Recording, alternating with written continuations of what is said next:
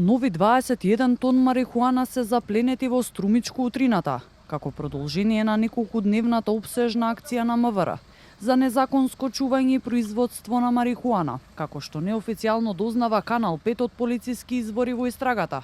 Акцијата се одвивала меѓу селата Турново и Ново село, каде е и регистриран долг конвој полициски возила, комбиња и камиони, а овој пат вклучен бил и шлепер. Обемот на логистиката е поголема од онаа која се користеше при претходните заплени, кои беа спроведени во поранешен УХИС во Скопје. Сепак и подвадена од основното јавно обвинителство за гонење на организиран криминал и корупција и МВР.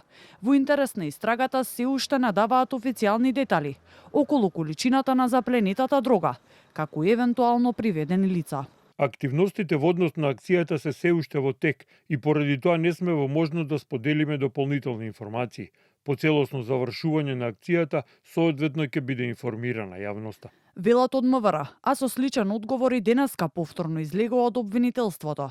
Ако се суди според досегашните се уште неофицијални бројки со кои се лицитира во јавноста, би значило дека досега се откриени над 50 тони марихуана, што несомнено е рекордна заплена на марихуана од независноста на државата. Институциите истрагата ја отворија по заплената од 5 тони марихуана во Србија, каде тамошните власти го апси ако собственикот на фирмата Алфа Фарм, стационирана во кругот на поранешен ОХИС и уште 5 други лица, посочувајќи дека марихуаната дошла од Македонија.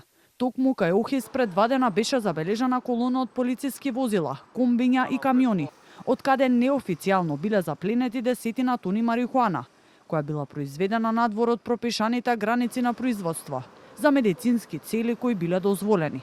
Интерна истрага отвори и Царинската управа, која во рамки на својата надлежност ќе утврдува дали имало пропусти во работењето, односно како големата количина на марихуана завршила преку граница.